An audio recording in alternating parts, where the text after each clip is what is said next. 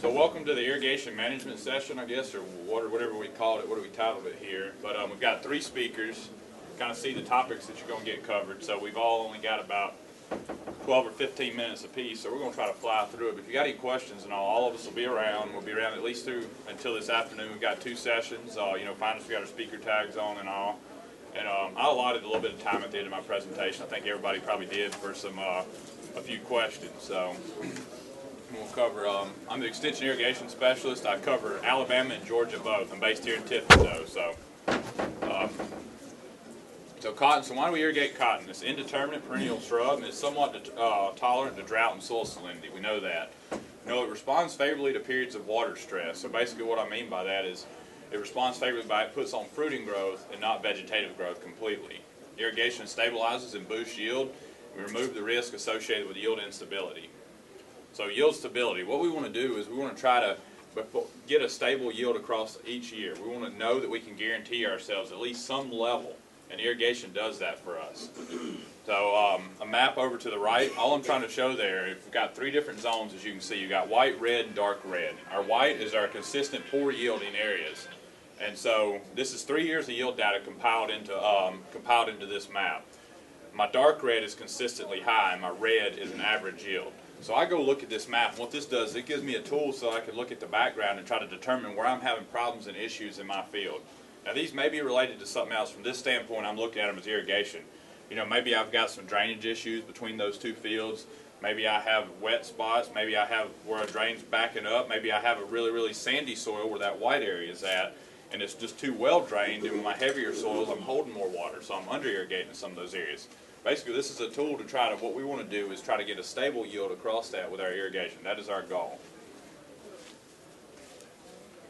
So generally speaking, soil moisture escapes the cotton field by combined evaporation from the soil and transpiration from the cotton leaves. So if you've heard the term evapotranspiration, that's where it comes from. It's those 2 things, what we lose from the soil, what we lose from the crop.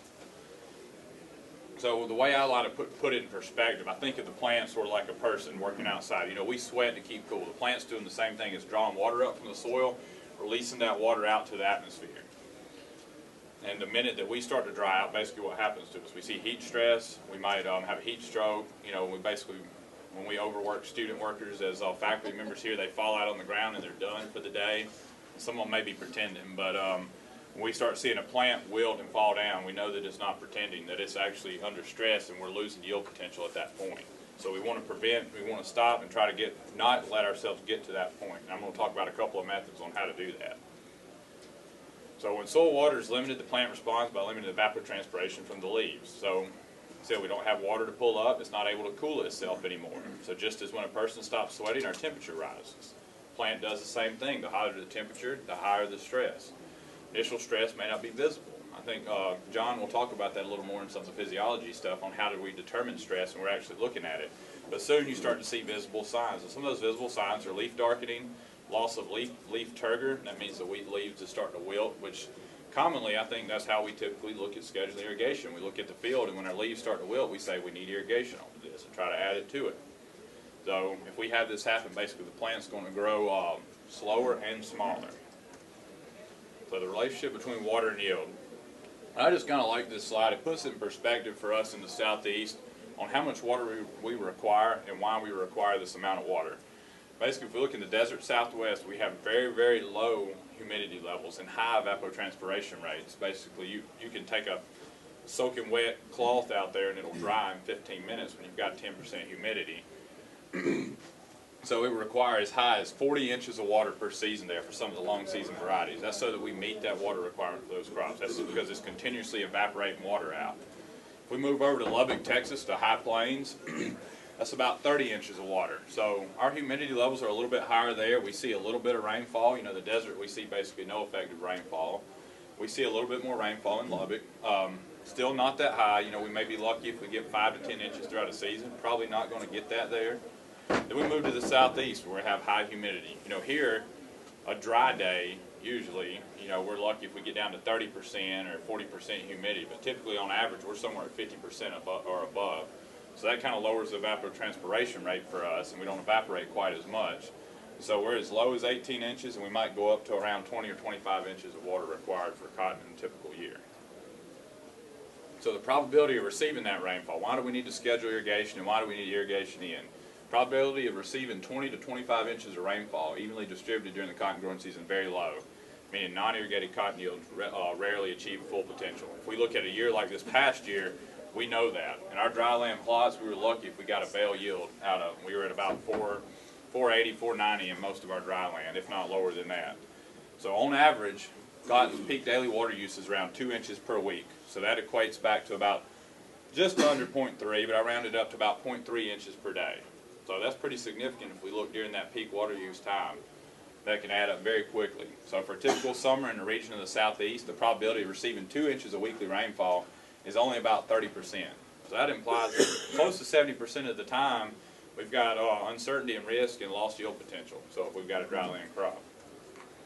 So what do we do with this info? We know that we need irrigation. We know that we don't have good rainfall distribution and all that. So we hear the term a lot now, precision irrigation. So we started with precision ag now going on 20 years ago. So now we're starting to throw precision irrigation in. We're pulling it in and talking about it. What is it? You know, how do we use it? What do we do? First, what I want to say, and y'all can throw stuff at me if you think I'm wrong, but I'm going to stand behind it and say that I'm right. Precision irrigation doesn't necessarily mean that you have to have sensors, you have to have GPS, you have to have control systems and all that. I think it's a step, taking a step towards actually let's do a better job at managing our standard irrigation first, and then let's look at employing some of that stuff. So I put up some of these points on how you can do that, and then if you feel comfortable actually scheduling irrigation in some sort of way besides just turning the system on and off on a seemingly random or, you know, throughout just a calendar schedule method, then let's talk about using some sensors and stuff when you feel comfortable doing an intensely managed scheme. So what is it? We want to know when to irrigate, how often to irrigate, or the frequency, how much to irrigate, and then where spatially to irrigate. And even the where spatially, we can potentially do that without a GPS. So on cotton, just really quick, some of the most important time on cotton is really during bloom. I'm not saying don't irrigate prior to that, but we've shown in a lot of studies that this is the critical time period. This is UGA recommendations in the production guide here. These may be kind of conservative, but we want to be conservative instead of not having enough water out there. The irrigation scheduling is a technique that involves determining how much water is needed and when to apply it to the field to meet the crop demands. So how is it scheduled? Typically on just a survey, some survey results that I found from USDA, about 80% on visual observations. So 80% of people are looking at the crop. We're looking when the crop wilts. So we're already losing yield potential because of that. Now 6 to 35% either fill the soil, which is good. I agree. That's a decent method. We at least know what moisture's out there and get a handle on something. You know, we go out there with a probe or whatever. Also in that range, I don't understand this. I can't follow it, but irrigate when their neighbors irrigate. And I've heard multiple stories. Yeah, see, there's multiple guys that know this happens. And my problem with it is you can ask somebody in the room, probably ask one of you guys if you've seen it happen when you're growing a different crop. You may be growing cotton, your neighbor's growing corn, or vice versa, and anytime you're turning your system on, he's going to turn around and turn his system on. Somebody please explain that to me. Why you want to do that? We all know what we're doing ourselves. Let's do good at the crop we're growing and manage it properly for ourselves. Personal calendar schedule. So I do run into a lot of guys. I was giving a talk yesterday, and the guy raised his hand when I was talking about this. He said, hey, I cannot do that. I cannot schedule my irrigation. I said, well, why is that? I've got 5 systems on one well. He said, if I miss, you know, I can only run one system at a time. If I miss one of those when I'm turning them on, it's done. I agree with that, but that's a way to schedule too. You're using a personal calendar schedule. It's a logistical model at that point. We know that we run in 5 systems off of the one well, so I sit down and I say, what crops do I have under each system, and what days, how long do I need to run that system, how long is it going to take to get around that field, and how often do I need to do it based on the crop that's there. It's just a logistical question at that point. It's still scheduling. You're still doing a good job. You're not just randomly turning those systems on and off. I try to sit down and really figure it out. I know if we got corn under one, heavy water use is going to be earlier in the season on corn, and our cotton's going to pick up when our corn's starting to finish off. So we can kind of figure that out pretty good. Immediate daily weather crop ET reports. Basically, what do we evaporate now? What's our percentage chance of rainfalls, et cetera, et cetera. We make decisions based on that. Based on scheduled water deliveries, hopefully we never have to deal with that here. And then 8% or less use irrigation scheduling services, computer simulation models, and or plant or soil moisture sensors. So based on my experience in Georgia, that 8% from nationwide is probably mostly here. A lot of more guys use a lot of that here than they do in a lot of other places in the nation. So, irrigation cost. So how much is it? And this is kind of relatively current numbers. $12 is an average from 2014. It's approximately $7 for electric and $16.50 for diesel. Now I left the 2014 numbers in there. If anybody can tell me how long we're going to be able to follow these low diesel prices, that'd be great that I could change that, because the number right now is at about $12.50, and so that pulls that average down, you know, a lot. But I don't know if it's going to stick there that long or not, so I left the $16.50 up there now so you can just kind of look at it. And I put an example field up here. This is one that we use periodically, but it just puts into perspective for me and hopefully for y'all, you know, some of the cost that gets wasted at periodic times just due to irregular fields. So if we look at this one, we've got a swamp there in the corner of that field, and we've got a bunch of drainage ditches across it. And one thing I want to point out with the swamp is here's a bridge going across that swamp right there. And so that bridge is where an irrigation system is walking across it. With a standard system in a 228-acre field, non-cropped area, so if we look at that, and we've done the numbers on this field, that's 84 acres in that field, or 37% of it. Let's assume we applied 12 inches of supplemental irrigation in that year. So and that's a valid number. If we look at rainfall and we look at what we typically irrigate, 12 hits right there in the middle of what we typically do. That's 1,008 acre inches, or to apply that extra 37%, that costs about $12,000. So that's a lot of money that we're pumping water, and that's just pumping costs, just to pump that water to get on those areas. So if my goal is to keep a good duck pond right there, man, I'm doing good. I'm putting some good money into it. But if my goal is just to irrigate my crop, well, I'm dumping a lot of water out into that swamp for no reason every time I go around.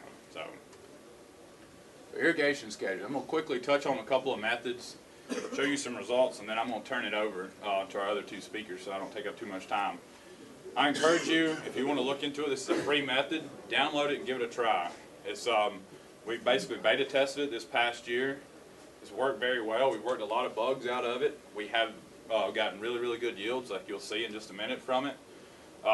That's the website, smartirrigationapps.org, and you go on your iOS or Google Play Store, whatever the Google store, and just search Smart Irrigation App Cotton, and look for the little app emblem, whatever you call that, app icon. I had some guys that were trying to look it up, and you know, when we search apps nowadays, the store thinks that knows what we're looking for, and it gives us a list of like 60 apps. This one's in there, I promise it's in there, but it gives us some weird apps. Just go through and look for the cotton ball on it. And if you really want to do a good job keeping your lawn good and green, unlike what I do, download that one and track for your lawn. But there's a couple more, and we're working on trying to get some more out for some of the other crops too right now. But very good method, and how it works, I'm not going to go too in depth to the app. Basically it uses a crop coefficient. So we went through and determined throughout the growing season what our water requirements are for that crop. And they change based on where we're at. You know, there's first square. We slowly ramp up to that, but once we get from between first square and first flower, that water requirement goes way up very, very quickly. Then we kind of taper off after we get through peak bloom and start to drop back off until we see first open bowl over there on the other side of the graph. And once we get to it, then basically we know we're getting ready to terminate irrigation. Either that first crack bowl or very, very shortly thereafter. So that's the end of the curve. So we're just following this throughout. We're accumulating heat units from our weather stations so we know the stage that the crop's at. So right now, how we're doing it, we're downloading it from the data from the weather stations throughout Georgia. Ideally what we want to do is use kind of a national prediction model for ET and some other service such as Rainwave. Any of y'all familiar with Rainwave? Nobody in here. I've seen some people that use it. You have to pay for this service. So if we integrate it, it might go from a free app to a paid app. But what it does is it's basically telling you based on radar estimates how much rainfall you received at a particular location. It's very, very accurate. Guys that are tested, that we tested this past year, we're getting really, really good with it. But what this does is this takes us from having to be dependent upon weather stations for downloading this data and pushes us to a national level for this app. Anywhere that you can get this data, you can use the app. Oh, really? The predictive. So there we got a specialist here. She's going to talk to you. She said we can get that that predictive irrigation for free, or predictive rainfall for free. Rainfall for free. So we can keep that free, hopefully. So what does it look at? It looks at rooting depth. That's just basically telling us how much soil water we have, basically the depth in root. It goes from 6 inches up to 30 inches. Irrigation system type. That's because we just want to know the efficiency of the system. The default irrigation depth. So really quick, it tracks tracks our rainfall here. It tells us when we get a rainfall event. It tells us how much it was and tells us what our deficient is. At this time, we're 16% or a quarter inch deficient from full profile. Here it shows an irrigation event. It tells my irrigation event was half an inch. I'm still 35% deficient at this point, or 0.7 inches. So, and it gives us notifications, so you don't have to check it. Right now we can put almost an unlimited number of fields up here, so instead of you having to go in and check it every day, when you get close to needing irrigation, it does a push notification through and tells you what deficient you're at and recommends irrigation for you. So if you've got 20 or 30 fields in there, you don't have to go in every day and spend 20 minutes flipping through those.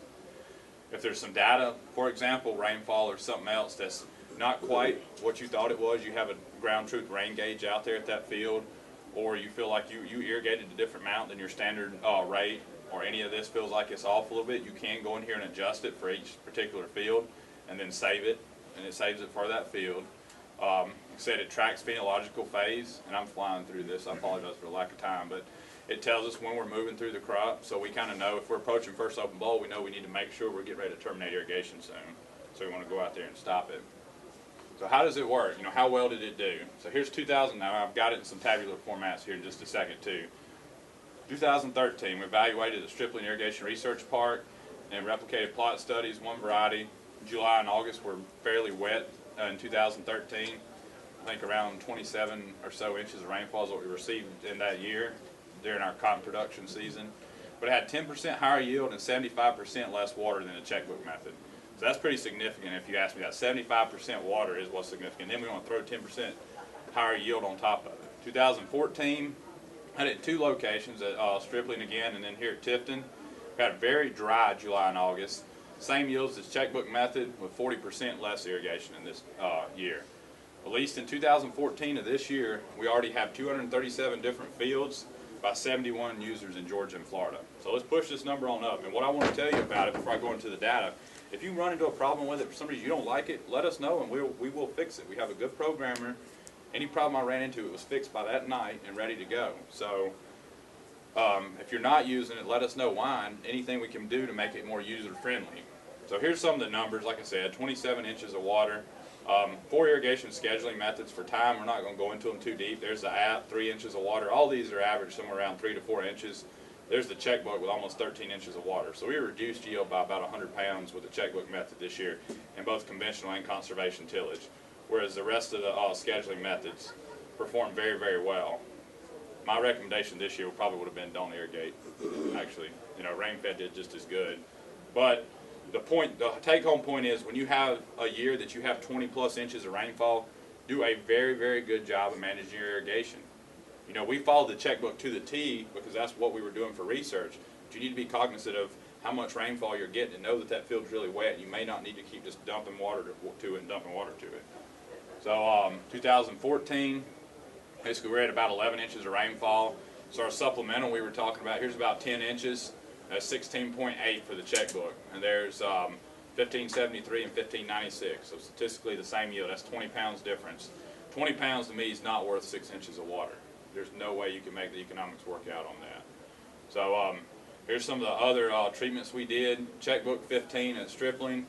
That's under conservation and conventional. Slightly reduction there's reduced yield here for some reason. But then we looked at a primed acclimation strategy we used where we skipped one of the irrigations. We actually pushed yields a lot higher here by not saturating those roots at that time in the early season. Limited water study, so last ditch effort if you've got a dry land field and you can get some sort of irrigation on it somehow, whether it be a traveling gun, you know, hose reel, whatever you can get out there. Hey, I was able to double yield this year, and this about 1.5 inches of this was to get the crop up. So with about 2.5 inches of water, I doubled yield that year.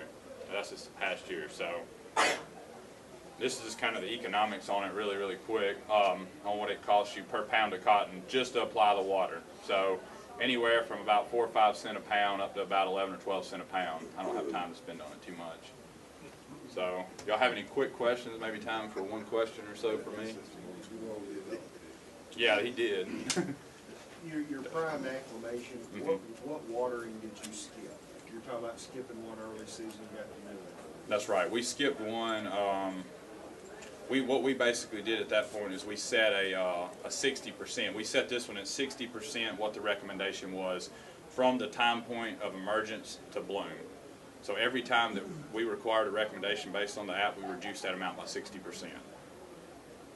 Now there are some other studies that we're doing that we're pushing censure thresholds higher, but on an app, what we did is just did a 60% reduction up until bloom. And at bloom, we go back to 100%. That's when it's critical. One more question?